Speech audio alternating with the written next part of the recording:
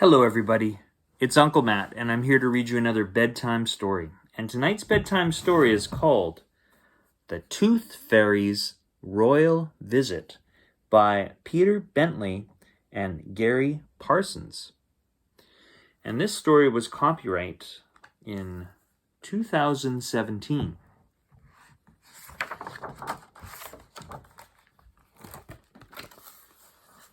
Are you ready? The Tooth Fairy's Royal Visit.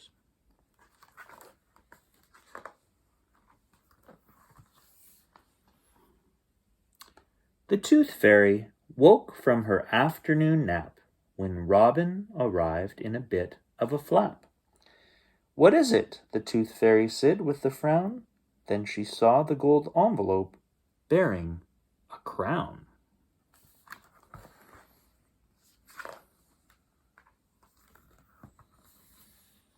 She opened the letter and giggled with glee. "Oh ho, it's a trip to the palace for me." And the letter here says, "Dear Tooth Fairy, the Majesty the Queen is pleased to inform you that her royal great-grandson has lost his first tooth. You will find it under his pillow tonight. Yours sincerely, the Queen." "The prince lost his very first tooth today. As soon as it's nighttime, I'll be on my way."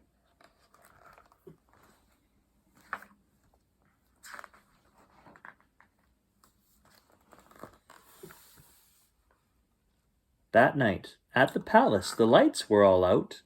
"Good," thought the Tooth Fairy. "No one's about." She flew over the railings, but got a big fright.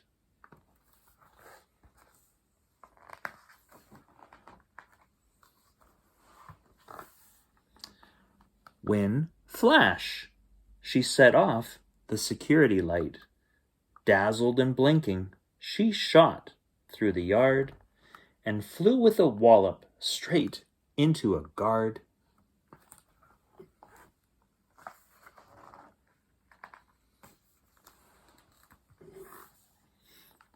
"Yikes," he declared as she bounced off his hat. "Whatever was that, a small owl or a bat?" The Tooth Fairy whizzed round the palace and sighed. There was no way to enter as hard as she tried. And then, a door opened. She dashed for the gap. Mind the gap.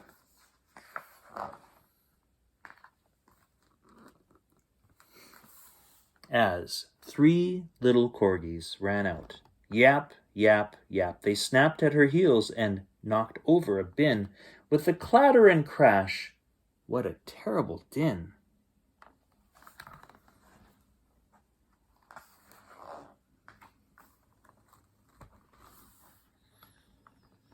As one of the maids shooed the pooches inside, the Tooth Fairy zipped through the door open wide. The maid cried, "Oh, bother, I've let in a moth."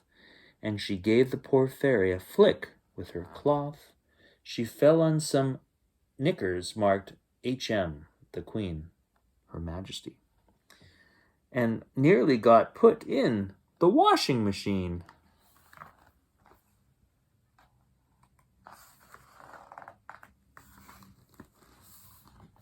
The Tooth Fairy fled through a splendid great hall where cleaners were cleaning up after a ball. "This palace is huge," she declared. "Goodness me, now where on earth can I find the little prince? Where can the little prince be?"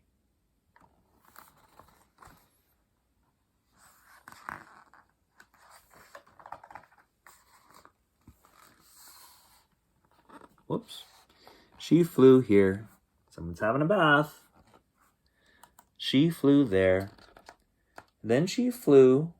Then she saw from afar light from a door that was slightly ajar.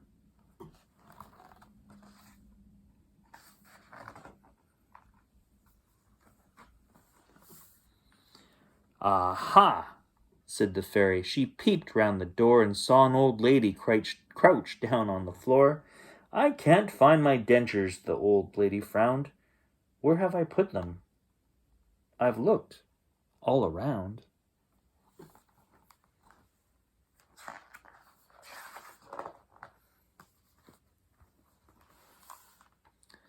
The Tooth Fairy smiled. Let me try a quick spell. I find that it normally works very well. Oh, dentures, oh, where can you be? Come to me, fibble-dee-fee. A pillow rose upwards, and there, underneath, clacking away, was a set of false teeth.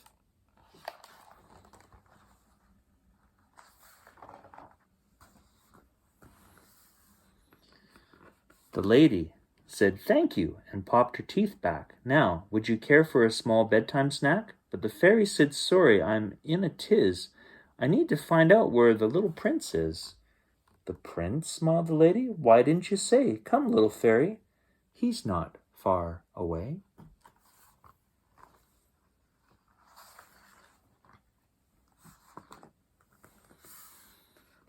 The tooth was soon found, a coin left in its place, and the Tooth Fairy saw a familiar face. Thank you, dear fairy, the old lady said. Now please let me help you get home to your bed.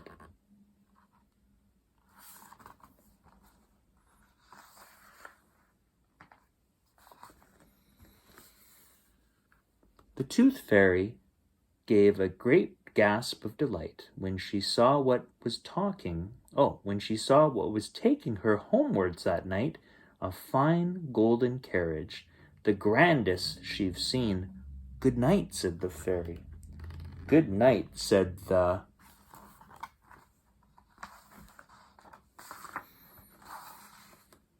queen. Wow.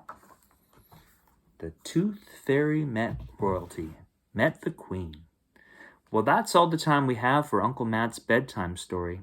I hope you enjoyed that story, and I'll see you next time. Goodbye.